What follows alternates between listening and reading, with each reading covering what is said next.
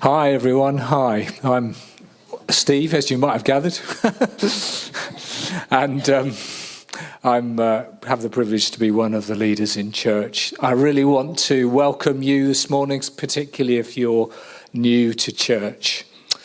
The Bible isn't really a book. That might surprise you.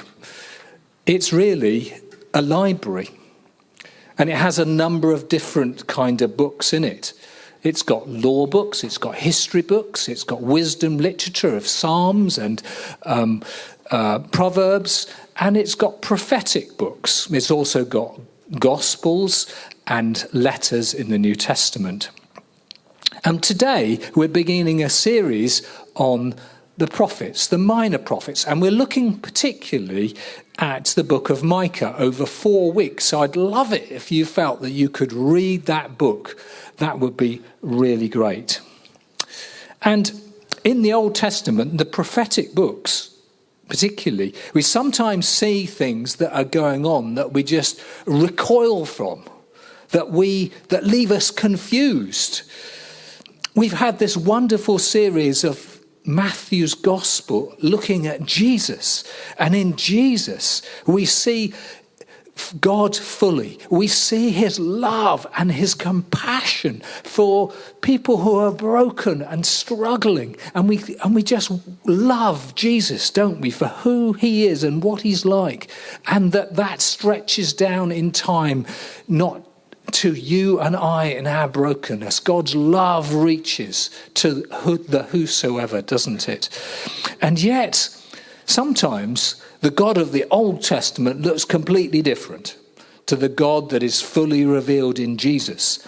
And I'm going to hint at some answers why today that might be. I think in life we are aware of two major things: love and justice. We want those things in our lives and in the world more than anything else, really.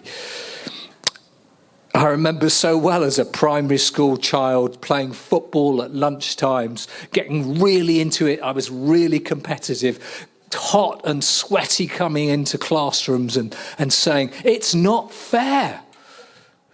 We should have had a penalty. We should have won. We should have had that."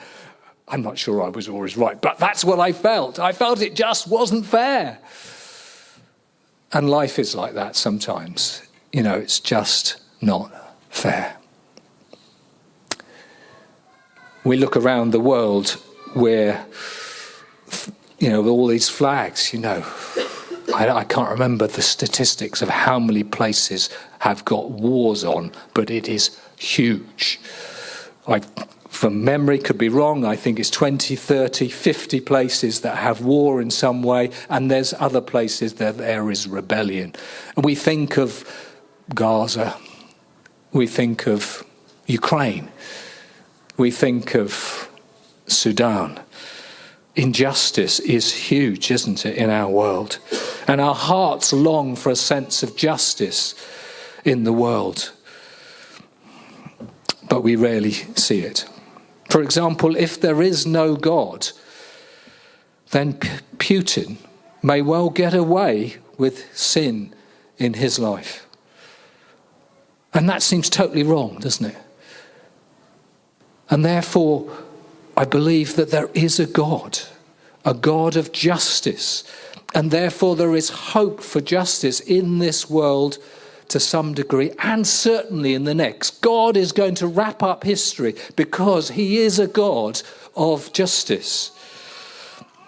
And in the prophetic books, I think God begins to answer these heart cries of ours for love and for justice. There's a heart cry, isn't it? How about that? For love and justice, for something. And most cries actually in this world, most passions, have some kind of fulfillment in life. If you're hungry or whatever, there's food. If you're upset, there's usually some kind of answer. Our heart cries for love and justice. God is going to bring that about. In fact, our own heart cries point to a God, I think, who is full of love and justice. We are made in his image, and that is why we have these deep sense and longings in our hearts. Micah would say, who is like God? Who is like the Lord? Nobody is like him in his love and his justice. That's what the name of Micah means. Who is like the Lord? And he is full of rescuing love and justice. And my goal is that you and I may see the magnificence of God. There is none like him. We see in Jesus the love of God is so obvious and clear, and we love that. But then, what about God's judgment? And I want to try to show you, and this is my main point, God's judgment is love's response to sin and injustice. God's judgment is love's response to sin and injustice. So let's dive into the book of Micah. Some background. Let's have the next slide. There's a sort of picture of Israel. Okay? That's pinched from the Bible Project. I'd love it if you would look up the Bible Project at some time and look at the overview of Micah, or even the introduction to Minor Prophets. I would love to share more of that with you this morning, but we don't quite have that time. So, Micah was a prophet. He lived in a small town of Moresheth in the south kingdom of Judah, at the same time that Isaiah, who was one of the major prophets, again a book in the Bible, was alive in Jerusalem. The northern and the southern kingdoms had split long ago, hence that kind of wall there. And both had been violating their covenant or kind of committed relationship with the God of Israel. And Micah warned that God would allow the empire of Assyria to take out the north and ravage Jerusalem. And after that, Babylon would bring even more destruction. The events in Micah, I think, take place in Israel and Judah before the Assyrian attack and exile, which came in 722 BC or BCE. So let's read from Micah chapter 1. The word of the Lord that came to Micah of Moresheth during the reigns of Jotham, Ahaz, and Hezekiah, kings of Judah, the vision he saw concerning Samaria and Jerusalem. Hear, you peoples, all of you, listen, earth, and all who live in it, that the sovereign Lord may bear witness against you, the Lord from his holy temple. Look, the Lord is coming from his dwelling place. He comes down and treads on the heights of the earth. The mountains melt beneath him, and the valleys split apart like wax before the fire, like water rushing down a slope. And that's a poetic language of God's revelation. It's not, I don't think it's not literal. It's a poetic revelation of God. All this is because of Jacob's transgression, because of the sins of the people of Israel. What is Jacob's transgression? Is it not Samaria? What is Judah's high place? Is it not Jerusalem? Therefore I will make Samaria a heap of rubble, a place of planting vineyards. I will pour her stones into the valley and lay bare her foundations. All her idols will be broken to pieces. All her temple gifts will be burned with fire. I will destroy all her images, since she gathered her gifts from the wages of prostitutes. As wages of prostitutes, they will again be used. So, my main point, God's judgment is love's response to sin and injustice. In the face of the destruction of Samaria, the northern capital of Israel, and the suffering of the people that God has caused, you may well say, Well, you can keep your God. That doesn't sound very magnificent to me. But before you walk out, two things, right? One of them is that Jesus reveals the nature of God. And if there's a contradiction, we should really default to Jesus, because something else is going on in the Old Testament. Secondly, I hope to show that as we look a bit deeper this morning, it's not quite what it looks like at first sight.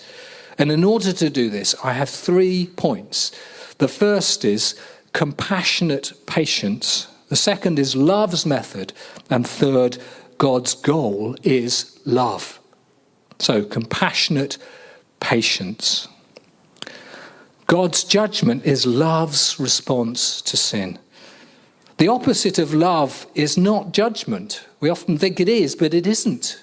The opposite of love is apathy. We just don't care. You see, if you see injustice in, Gaza, say, and we don't care, and we don't do anything about it, it means we don't care, does it? It is either, if we see injustice and we don't do anything, it's either because you don't care or there's nothing you can do about it. But God steps in because he cares and he wants to do something about it. Israel and Judah had entered, as I said, into a covenant with God, which is a committed relationship, a bit like marriage. And God said he would bless them and he would protect them, these people, if they followed him in worship and action. They had a special role in the world to bless all the nations. God chose Israel so that they would bless all the nations of the world. And they were making a really bad job of it. Yet, for 500 years, for over 500 years, God had been warning Israel that they were not following his ways and there would be consequences. I don't know about you, but sometimes I have a little conversation with my laptop. Suddenly, the battery goes and I think, oh, you didn't warn me. Or if it did warn me, by the time I've actually put the plug in, it's gone, But God has been warning them for 500 years. And that's what's often going on in the prophetic books. God's warning them. Well, so what was this sin? The things that they were doing wrong. There were many, and we'll talk about these in the coming weeks. But in this chapter, they talk about high places, literally mountains or top of hills, where it was customary to worship. And the people were worshipping other gods. They were worshipping idols. They were worshipping the fertility gods of Baal and Asherah. And they weren't worshipping the one true, real creator, living God that Yahweh is. Imagine if I just talked to a photo of my wife. There we are, there's a photo of my wife. No, it is my wife. Some of you will know that she dressed up as Great Aunt Googly in COVID and did various children's programs, okay? There she is with her googly eyes on. Now, if I just talk to that picture rather than to the real thing, Sue would feel hurt, wouldn't it? My wife, Sue, would be hurt. She'd feel rejected. And she'd realise that I needed some help. Or if I was to talk to and honour a picture of someone else's wife, again, Sue would feel hurt and I would need correcting. So there's my wife again doing another picture. And the difference between a picture and the real thing is huge, isn't it? And this is a bit like what Israel was doing in worshipping an idol and not worshipping the true and living God. And God was trying to correct them, but they were doing nothing. They weren't responding. And what's worse is that Israel and us are created to have this relationship with God. And that's where we flourish. That's where we function best, is in this relationship. This is where we get real life. Outside of this relationship, there is brokenness. And as I said, Israel was not fulfilling its role to the world, to show the nature of Yahweh to the world. In fact, they were doing the opposite.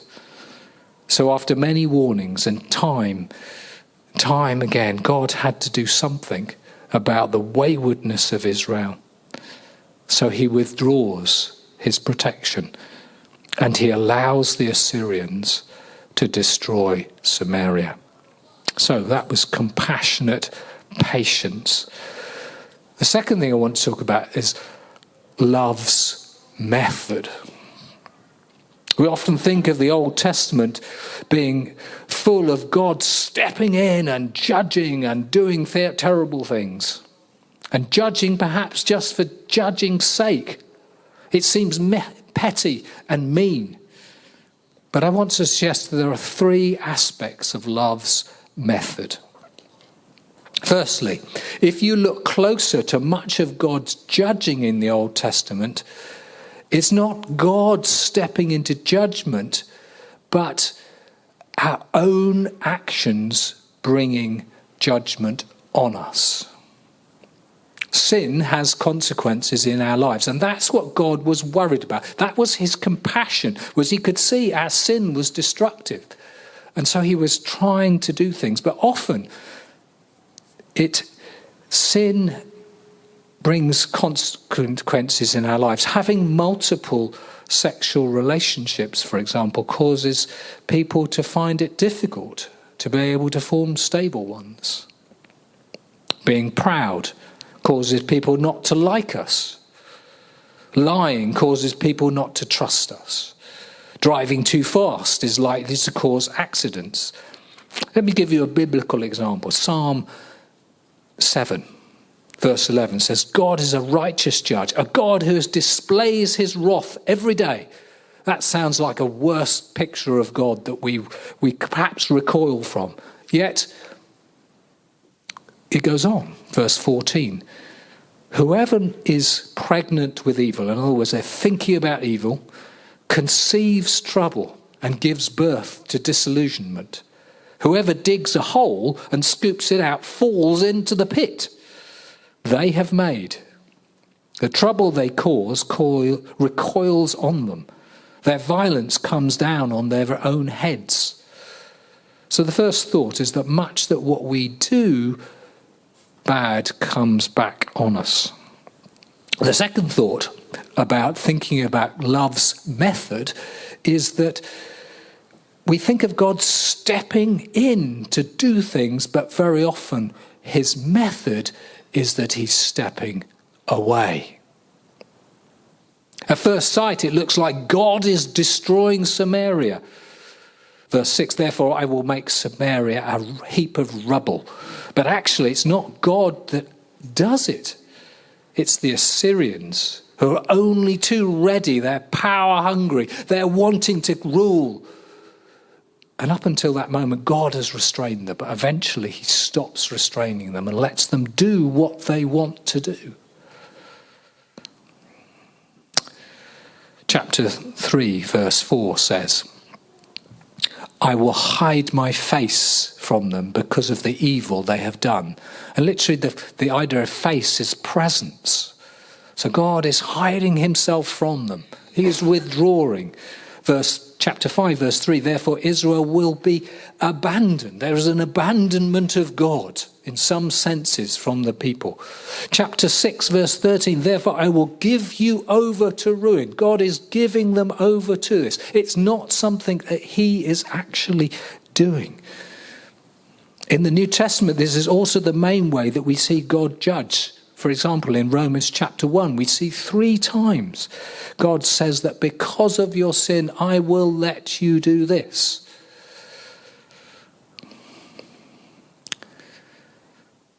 And I think you can probably, most of the times, one can explain God's apparent God's judgment in somebody else or a spiritual darkness doing something. Most of the time you can explain them in that kind of way. So the third thing is, well, the first thing was that sin brings judgment on ourselves. The second thing is just God isn't stepping forward doing things, instead he's stepping back. The third thing is that as a last resort, God does bring this judgment upon people. And when he does so, he does it weeping over them. Verse 8 of Micah chapter 1 says, "Because of this, I will weep and wail. I will go about barefoot and naked. I will howl like a jackal and I will moan like an owl." Verse 7 is speaking about God. So perhaps verse 8 is also God, but maybe it was just Micah. Perhaps it was Micah that is speaking that he's weeping and he's wailing. But if it is Micah, then I think he has God's heart. And elsewhere in the Old Testament, we find God weeping as judgment comes on people and nations. And certainly Jesus wept over Jerusalem as he saw that the way Israel was going to go, they were going to end up with the Romans surrounding Jerusalem in AD 70 and destroying it. Jesus wept over it. Love's method of judgment is to step away so that people will realize their mess and change their ways. Just like God, sadly, this is what parents of wayward children have to do sometimes. I love the story of Josh Green. His parents were church leaders who walked the talk. Yet Josh's life went downhill in his teens and he rejected faith. His parents had to let him go and make his own decisions. But they did what they could do. They loved him and prayed faithfully for him. Josh was a party boy, just wanted a good time. After a few run-ins with the police, he was arrested for a minor offence. In a prison cell, Josh realised that the mess of his life was his own fault. He began to pray for real for the first time in his life. He prayed because his mum had told him to pray, but this was a real prayer. He had to do it. And then the presence of God exploded into his prison cell. He writes, "The room was cold, but suddenly it felt warm. My soul was dark, but suddenly it was full of light. My mind was full of anxiety, and I suddenly felt this flood of peace. I suddenly had this overwhelming sense that even though I was utterly alone in that room, it felt like I wasn't. It felt like somebody was there with me." He was awoken out of his spiritual experience by the distinct sound of his mum singing a song called "Eagle's Wings." He thought that his mum somehow was outside his cell. Because his mum was praying for police and had contacts with police, he somehow thought that somehow she'd got into the police station and was outside. But then suddenly the song stopped. And he was upset that his mum wasn't able to knock on the door or look or see him. Later on Monday, a few days later, he got out of prison and he went home. And Josh explained the experience to his mum. She suddenly got excited since she and her sister had been praying at home at that very moment, not anywhere near the prison. And they'd been led to sing a song, that very song, called "Eagle's Wings." Josh had encountered God in his prison cell. God was working his rescuing love like he wants to do in every single life. But as God, we talked about love's method. We talk about God stepping back, didn't we, in judgment. But he is still only a prayer away.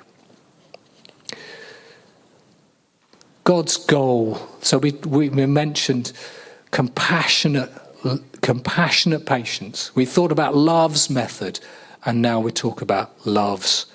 God's goal is love. See, in Micah there are 3 poems of judgment, and each ends with a promise of hope. God's judgment is not for judgment's sake. God's judgment is in order to rescue, to restore, to bring wholeness. That's what God is about. He's a God of love. So at the end of Micah chapter 7, it says this: "Who is a God like you?" And that's probably an echo of Micah's name. Who is like the Lord? Who is a God like you? Who pardons sin and forgives the transgression? Transgression is when you've gone the wrong side of a mark, done the wrong thing. Who forgives the transgression of the remnant of his inheritance? You do not stay angry forever, but delight to show mercy. You will again have compassion on us. You will tread our sins underfoot, and you will hurl our iniquities, the bad things about us, into the depths of the sea. God has taken it away.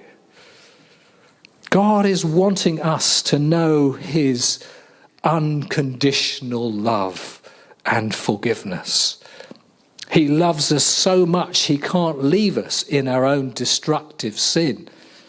He is wanting to transform us from the inside out into people who know his incredible love, that we would be carriers of that love out into the world. We would show it in the world. I wonder, do you know God's love? The reality is, all of us are people who do things wrong. All of us, instead of worshipping the one true creator God, are so often just living for our own selves. In other words, we're sinning. We need a saviour. We need to know something of God's forgiveness. He, with open arms, is saying, come. But we have to come. We have to receive his forgiveness. I wonder if you know that.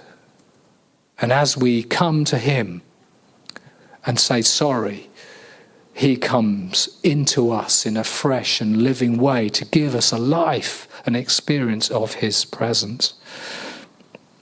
Well, how does this apply today? How does Micah chapter 1, how does Micah apply to us today? I'm wrapping this up now, but quite difficult questions. So in 3 weeks' time, I'm going to have another go at it. I'm going to say, does God judge today? How does it apply to you and I? But just 2 quick thoughts of application. The first is, I think sin is destructive. And so we have to ask ourselves, where do I need to change? And the second thing is, when we're in a tough place, you lost your job or you're sick or whatever, when you're in that tough place, it's easy to jump into reading Old Testament judgments and say, God is judging me. It's so easy to do that, but I don't think he is. Sometimes, to be sure, what we do brings problems on ourselves. But I don't think God put bad things on us. We don't see Jesus doing that. Most of what comes bad on us is a consequence of living in a broken, messy world. In difficult times, we often can't do what we want to do. Whether there's constraint, there's restrictions, we can't do things. And it makes us think, what is life about? Where am I going to get life from? We realize that our identity and our purpose is so wrapped up on satisfying our own needs and wants instead of fully worshipping God and loving others. And it's in that hard place that God doesn't put on us, but it is in that hard place that God is wanting us to review our lives so that we might find our true selves in his love. rather than idols, rather than false gods, the things we put in place of God. Our desire, our huge passion for money or self-indulgence, for sex, for power, for status. What are our idols? When I was struggling to prepare this talk, because it's a big subject, I was going for a walk and I was praying, and my eye came across a sign. There it is. I've never seen it before. It says, "Are you looking at me?" In other words, how are you trying to find your letting accommodation, or how are you trying to find a place? Are you looking at me? And it just the contrast between us looking at false gods or false idols and looking at the real thing that we should have been looking at, which is God, came to the fore in my mind. Recapping, just as we finish, our heart's cry is for love and justice. And God would say, are you looking at me? Are you looking at me for life? You see, even in God's judgment, it is full of his love. And I think, as I close, Micah means, doesn't it? Who is like the Lord? Nobody like him. Who is like the Lord? Full of rescuing love and justice. Let's pray.